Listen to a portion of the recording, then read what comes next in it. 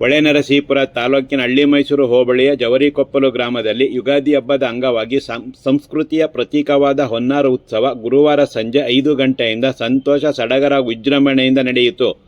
ಜವರಿಕೊಪ್ಪಲು ಗ್ರಾಮದ ಯೋಗೇಶ್ ಮಾತನಾಡಿ, ಹಿರಿಯರ ಮಾರ್ಗದರ್ಶನದಲ್ಲಿ ರೈತರು ಜೋಡೆತ್ತುಗಳನ್ನು ಶುಭ್ರವಾಗಿ ತೊಳೆದು ವಿಶೇಷವಾಗಿ ಬಣ್ಣ ಬಣ್ಣದ ಟೇಪು ಬೆಲೂನ್ಗಳಿಂದ ವಸ್ತ್ರಗಳಿಂದ ಅಲಂಕರಿಸಿ ರೈತರು ಪ್ರತಿ ವರ್ಷದಂತೆ ಯುಗಾದಿ ಹಬ್ಬದ ದಿನ ಹೊನ್ನಾರು ಅಥವಾ ಚಿನ್ನದ ಉಳುಮೆ ಮಾಡುವ ಮೂಲಕ ತಮ್ಮ ಜಮೀನಿನಲ್ಲಿ ಕೃಷಿ ಚಟುವಟಿಕೆಗೆ ಚಾಲನೆ ನೀಡುವುದು ಸಾಂಪ್ರದಾಯಿಕವಾಗಿ ಹಿಂದಿನಿಂದಲೂ ಆಚರಿಸಿಕೊಂಡು ಬರಲಾಗುತ್ತಿದೆ.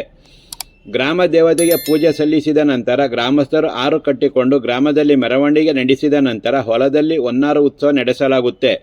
ಗ್ರಾಮ ದೇವತಾ ಕಾರ್ಯಗಳಿಗೆ ಉಪಯೋಗಿಸಲು ಹೊನ್ನಾರು ಉತ್ಸವದಲ್ಲಿ ಮೊದಲು ಹೊರಡುವ 5 ಆರಿಗೆ ಹರಾಜು ಮಾಡುವುದು ಗ್ರಾಮಸ್ಥರು ರೂಢಿಸಿಕೊಂಡಿದ್ದು, ಅದರಂತೆ ಕ್ರಮವಾಗಿ ಸುರೇಶ್ 2100 ರೂಪಾಯಿಗಳು, ರಮೇಶ್ 1100 ರೂಪಾಯಿಗಳು, ರೇವಣ್ಣ 700 ರೂಪಾಯಿಗಳು, ರಾಮೇಗೌಡ 400 ರೂಪಾಯಿಗಳು ಹಾಗೂ ಸುಂದರೇಶ್ 300 ರೂಪಾಯಿಗಳಿಗೆ ಹರಾಜು ನಡೆಸಿ ಹೊನ್ನಾರು ಉತ್ಸವಕ್ಕೆ ಚಾಲನೆ ನೀಡಲಾಯಿತು.